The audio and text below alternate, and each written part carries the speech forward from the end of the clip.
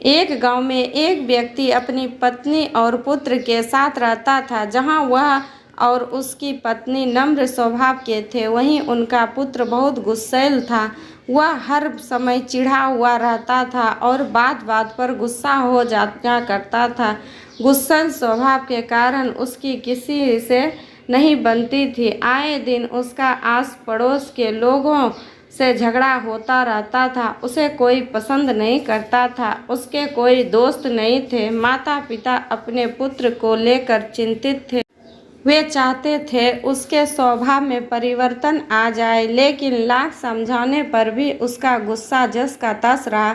एक दिन गांव में एक सन्यासी का आगमन हुआ। वह विचित्र तरीकों से लोगों के जीवन में सकारात्मक परिवर्तन लाने के लिए लोकप्रिय थे। जब माता पिता ने उनके बारे में सुना तो अपने पुत्र को लेकर उनके पास पहुँचे और बोले, बाबा, ये हमारा पुत्र है। समस्या ये है कि इसे गुस्सा बहुत आता है। गुस्से पर इसका कोई नियंत्रण नहीं है। ये हर किसी से लड़ पड़ता है। हमारे समझाने पर भी इस पर कोई असर नहीं होता। आप कुछ ऐसा करें कि ये गुस्सा करना छोड़ दे। सन्यासी ने कहा, ऐसा करो, आप अपने पुत्र को आज दिन भर के लिए मेरे पास छोड़ जाओ। माता पिता ने वैसा ही किया। वो अपने पुत्र को सन्यासी के पास छोड़कर घर चले गए।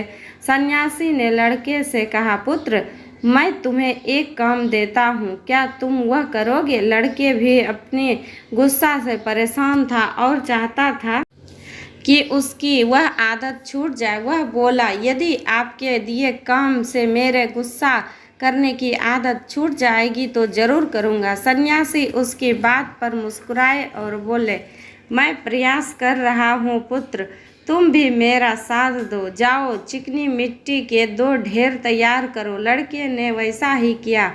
तब सन्यासी ने कहा, अब इस मिट्टी से 2 दिल तैयार करो। लड़के को यह काम कुछ अजीब लगा, लेकिन वह सन्यासी की बात मानकर मिट्टी से 2 दिल तैयार करने लगा। दिल बनाते समय कई बार उसके मन में कई बार झुंझलाहट आई। वह सोचने लगा कि मैं यहाँ अपनी गुस्सा करने की आदत छोड़ने आया हूँ और इस सन्यासी ने मुझे किस काम में लगा दिया है। इस तरह तो मेरा गुस्सा खत्म होने की जगह बढ़ जाएगा। लेकिन उसने किसी तरह अब काम करना जारी रखा और मिट्टी के 2 दिल तैयार कर लिए। वह उन 2 दिलों को लेकर सन्यासी के पास गया और बोला, बाबा, ये रहे मिट्टी के 2 दिल। मैंने आपका काम कर दिया है। अब मैं जिस उद्देश्य के लिए मेरे माता पिता ने मुझे आपके पास भेजा है उस पर आइए, उसके लिए कुछ कीजिए। सन्यासी बोला, मैं अच्छी तरह जानता हूँ पुत्र कि तुम यहाँ क्यों आए हो। पहले मेरा यह काम कर दो, फिर मैं तुम्हारे गुस्से के लिए कुछ करता हूँ। बताइए अब क्या करना है? लड़का मन मार कर बोला, इस एक मिट्टी के दिल को लेकर कुम्हार के पास जाओ और उससे कहकर इसे भट्ठी में अच्छी तरह तपा कर वापस ले आओ। लड़का कुम्हार से उस मिट्टी के दिल को तपा कर वापस सन्यासी के पास ले आया।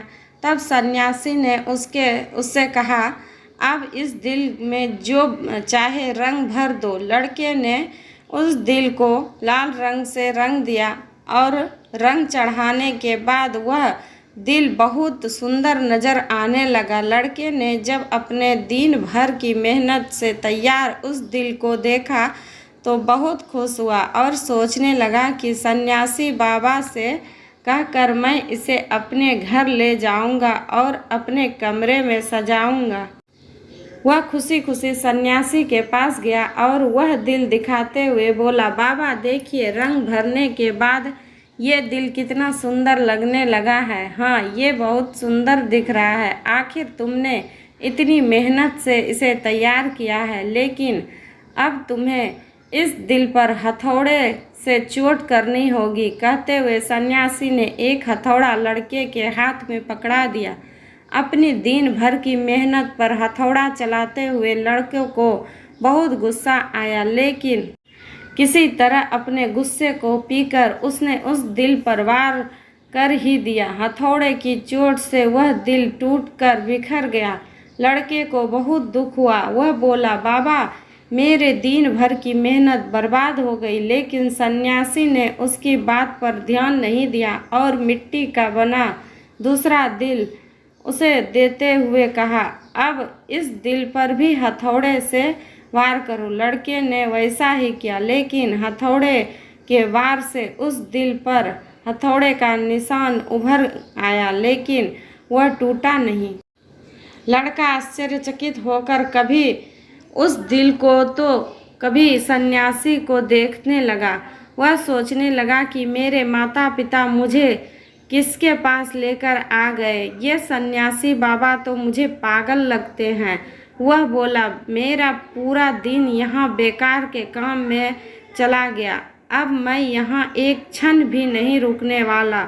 मैं जा रहा हूँ। ठहरो। सन्यासी ने उसे रोका। आज दिन भर तुम्हें जो काम किया उसका वास्तविक अर्थ तो समझते जाओ। लड़का ठिठक गया। सन्यासी उसे समझाते हुए कहने लगा, पुत्र, जिस मिट्टी के दिल पर तुम काम कर रहे थे वह वास्तविक दिल एक क्षण्य रूप था। जैसे तुम मिट्टी के दिल को आग की गर्मी में तपाया, वैसे ही अपने दिल को भी क्रोध की भट्टी में तपाते हो। तुम्हें ऐसा लगता है कि इस तरह तुम इस दुनिया के सामने मजबूती से खड़े हो, लेकिन ऐसा नहीं है। जीवन रूपी हथौड़े का एक बार भी तुम्हारा कठोर हो चुका दिल झेल नहीं पाएगा और चकनाचूर हो जाएगा।